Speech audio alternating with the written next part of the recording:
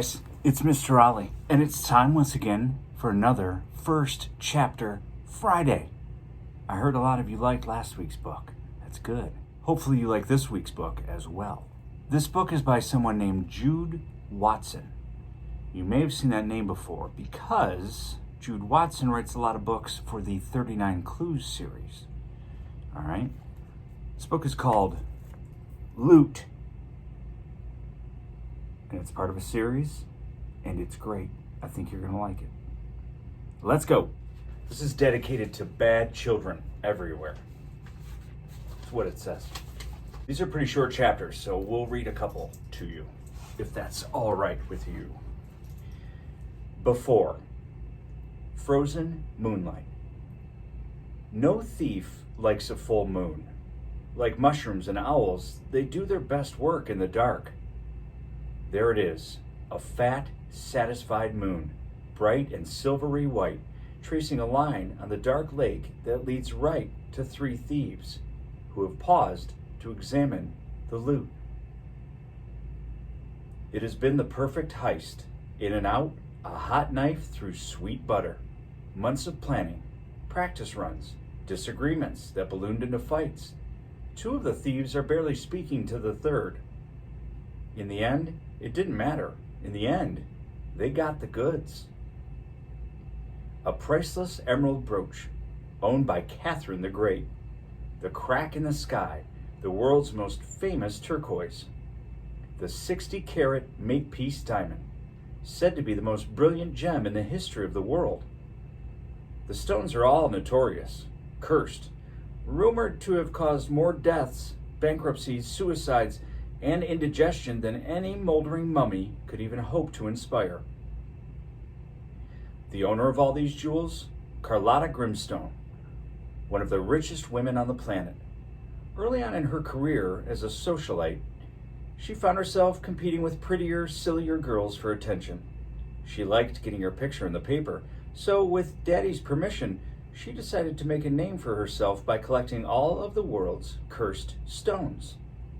She even dreamed up a nickname and hired a publicist to drop it to any media outlet that would listen and print it. But fate's temptress never stuck. Thieves don't believe in curses. How can something worth so much be cursed? It's a ticket to a sweet life.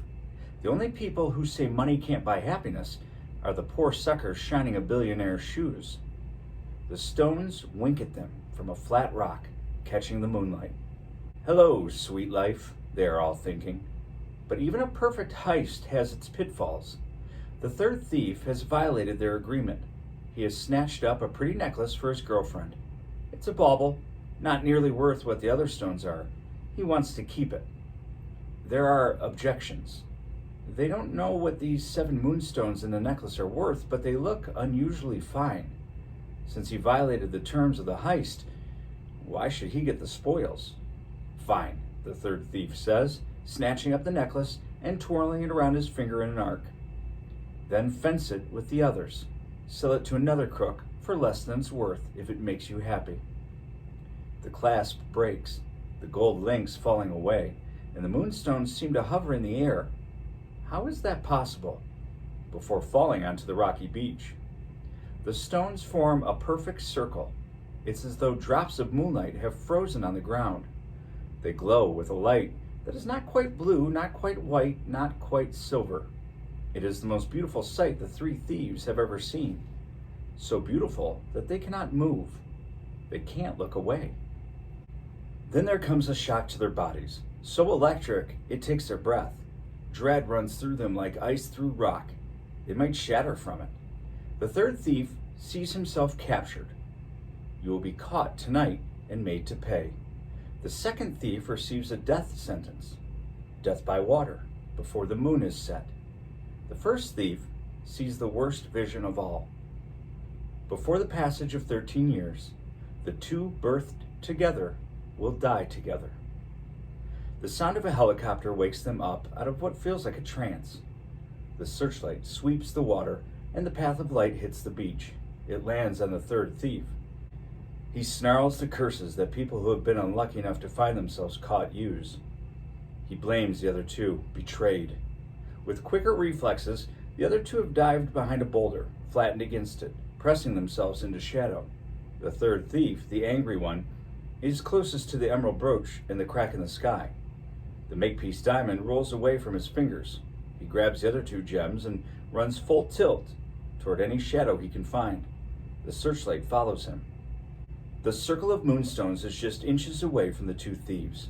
Pressed against the shadow, one thief dares to reach out and scoop up the stones. The two dash through the boulders towards the line of trees. They have practiced this route many times, and they know it well. Through the woods, around the lake, to the cliff. They scramble up the cliff quickly, knowing each handhold. Vaulting over the top, they race to the cover of pines. They slip into the entrance to the cave. Even in early summer, the cave glitters with ice. The mist cools their skin. They know each other so well, they don't need to exchange a word. One glance does it. Coincidence? It won't happen to us. No such thing as prophecies. How can you be so sure? Because I'm rational. According to who? You're standing in an ice cave with a bag of moonstones and the police are after you. That's rational? It's amazing what you can do with your eyes. The fall of water against the cave wall is like a mirror reflecting darkness. They drop on their hands and knees and half crawl, half slither through a crack in the wall. They inch out slowly to the open air. They are high above the lake now. The thunder of the waterfall surprises them, so much more powerful than they'd seen before. The stones under their feet are slick and glitter with ice. The second thief turns, smiles, is ready to say something, slips on a slick, wet rock. This is not part of the plan. The thief goes over backward, swept into the torrent. The first thief's cry is an anguished howl. Well, well, well. So that was before. This is chapter 1. This is now. Pocket full of stones. Never trust a guy who says, "Trust me." Never give your real name to a cop. Never let someone steal your getaway car. It was the last piece of his father's advice that March McQuinn found himself contemplating at 3 a.m. on a picturesque bridge over a dark canal in Amsterdam. Only it wasn't a getaway car, it was a getaway bike, and someone had pinched it. Just about the worst thing you can do to a thief is steal his stuff. March was especially indignant. He'd actually paid for the bike. He checked the time on his cell phone. He felt the pressure in his drumming pulse, but he wasn't about to panic. He just had to steal a bike. In about 7 minutes, his old man, world-famous cat burglar Alfred McQuinn, was going to have a fistful of diamonds and be looking for an exit. That would be March. Mist curled along the surface of the canal. All the good citizens of Amsterdam were snoring underneath their eiderdowns. The weeping edges of a yellow moon dissolved and reformed on dark water as the flow of the tide moved through. March intently scanned the row of bicycles chained to the railing, searching for his target. Timing is everything, bud. The difference between $1 million and 25 to life can come down to 30 seconds. The red one with the basket and the combination lock called to March. "Steal me." Battered fenders, but the chain was oiled and the tires were good. There were roughly 64,000 different number sequences possible in one combination lock. He could find the correct one in a minute flat. All it took was the right touch. March felt for the slight drag as the chamber hit the number. Again, got it. Then counterclockwise, clockwise again, the lock swung open. He took the time to let out a long, shaky breath. If he messed up, Alfie would forgive him, but he'd never forgive himself. He threw his brown paper sack in the basket. The cover story had been decided on a week ago. If he got stopped by a cop, he was bringing his night watchman father his breakfast. There was bruin boterham metkas, brown bread and cheese, and an apple in the sack. Remember, the right prop can save a shaky cover story. March flew over the bridge, legs pumping hard. He'd been over the route many times. He'd walked it with Alfie, both of them munching on herring sandwiches, looking like what Alfie called ham and eggers, the normal American tourists their fake passports claimed they were. Dan Sherwood from Syosset, Long Island, and his son, Dan Jr. Then he'd ridden it a half dozen times, with Alfie timing him. They'd gone over every detail, and nothing could go wrong. Even though Alfie always said, "If you think nothing can go wrong, you'd better think again." He flew down the last street and turned the corner. The Grand Hotel rose up from the canal like a tanker about to sail to North Sea. He cut the bike toward the rear courtyard, bumped over the cobblestones to the loading dock, and skidded to a stop, only a minute late. Any second, his pop should be shimmying down the drainpipe and tossing him the jewels. Trying to slow the urgent racing of his heart, he scanned the facade of the hotel. No pop. When trying to spot Alfred McQuinn, it was always smart to check the roof. March craned his neck and looked up. Alfie was just a dark shadow moving along the dormers high above the cobblestone courtyard. The first faint alarm began to ding inside him. There was improvisation in even the tightest plan, but something must have gone wrong. Unless his timing was off, he checked his cell again. March glanced back up, and this time Alfie was looking down at him. They had a secret signal when they bumped into each other accidentally in public, and Alfie didn't want March to acknowledge him. He would smooth his left eyebrow.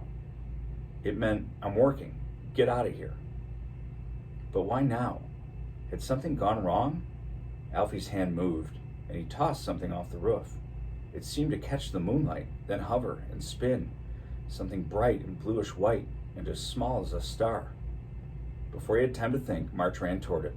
It seemed to fall in slow motion, and he felt as though he had all the time in the world to catch it. He opened the paper bag, and it fell inside with the slightest little ping.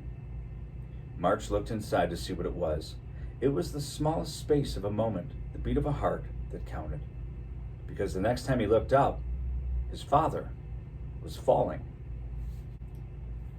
So March's dad is a thief. March is a thief in training. Series is supposed to be very, very good. I haven't read all of them, but this book is delightful. I always thought if I didn't get into working in a library, I would be a cat burglar. Maybe there's still time.